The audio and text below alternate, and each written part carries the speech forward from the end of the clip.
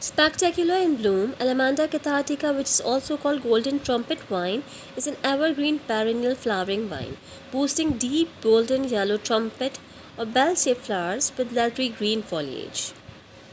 Alamanda is a popular houseplant for its beauty and having quite an aggressive growth. I bought a baby plant from the nursery last year, and within 6 months it grew in a long bushy vine. I pruned half of the vine at the beginning of the spring for fresh growth, and now you can see how well it is growing. Its care is easy. Today we will talk about its care and share a few tips. So stay connected until end. If you want to grow your plant in the right way, then you are at the right place, because here you can find the answers of all your how-tos just by clicking the red subscribe button and hit the bell icon.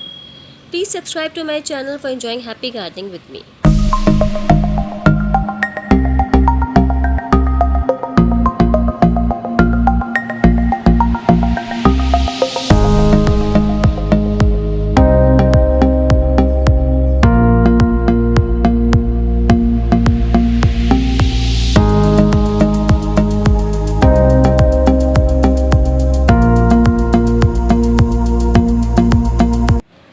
Since golden trumpet doesn't twine nor have tendrils, if grown as a vine, it must be trained onto a trellis or other support structure.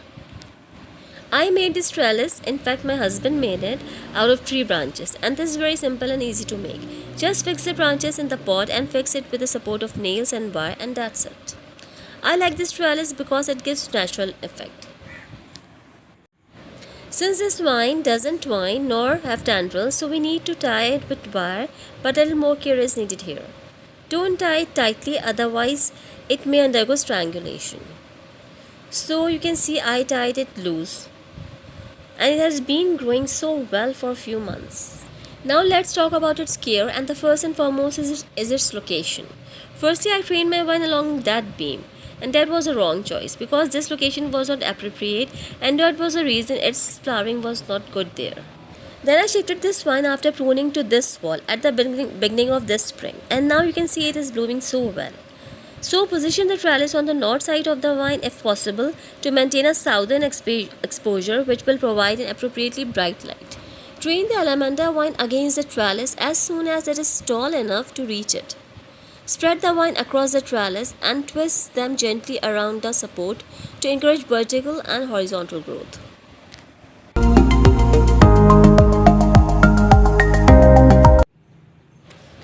Then the second important thing is its soil. Alamanda needs well-drained potting soil. For good soil, you can take mixture of 40% garden soil, 20% cow dung compost or vermicompost, 20% coco peat, and 20% river sand.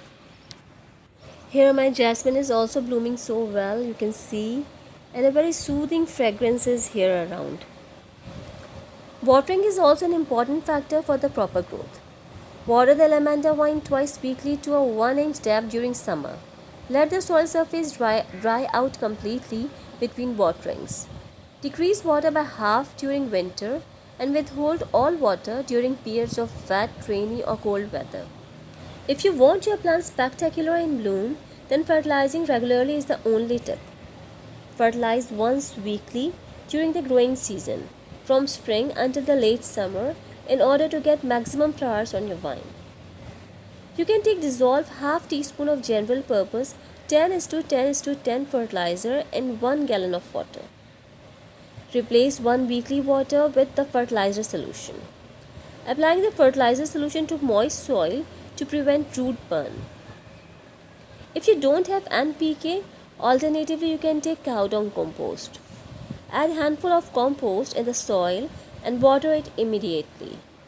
You can also feed in liquid form. Dissolve some compost in a gallon of water, leave it for a day, then give this liquid to your plant.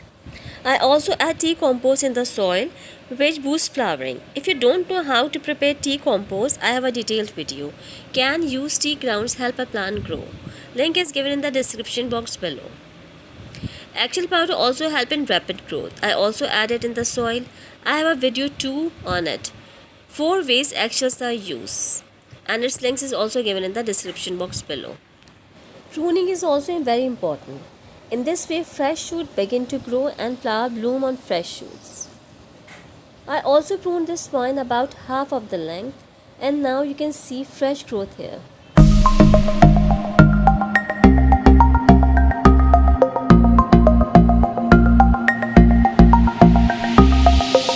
If you neglect feeding or fertilizing your plant, you may observe yellowing of leaves. This is actually signs of iron chlorosis, in which you will observe yellow veined foliage. This can be treated with a commercially prepared iron chelate foliar spray.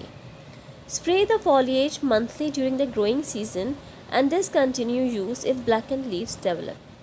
Alamanda is usually attacked by mites, mealybugs, and scales. Symptoms include cottony matter on the twigs, damaged leaves, and stem dieback. Treat infestation by spraying the insecticidal soap every 7 to 10 days until the insects are gone. If you observe pest attack on your plant, you can watch my videos to resolve this problem. I have 2 videos on it. How to get rid of aphids, and second is 100% organic remedy for controlling the spread of mealybugs. Links are given in the description box below. This tropical plant needs warm conditions with day temperature of 21 degrees Celsius or higher and night temperature of 15 to 18 degrees Celsius. Providing quick long season color, Alamanda can be planted outdoors in the mildest climates.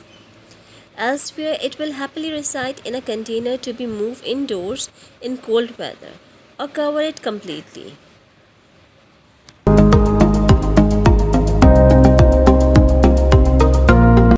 I have given you all important tips. If you follow these, you could enjoy spectacular blooms on your plant.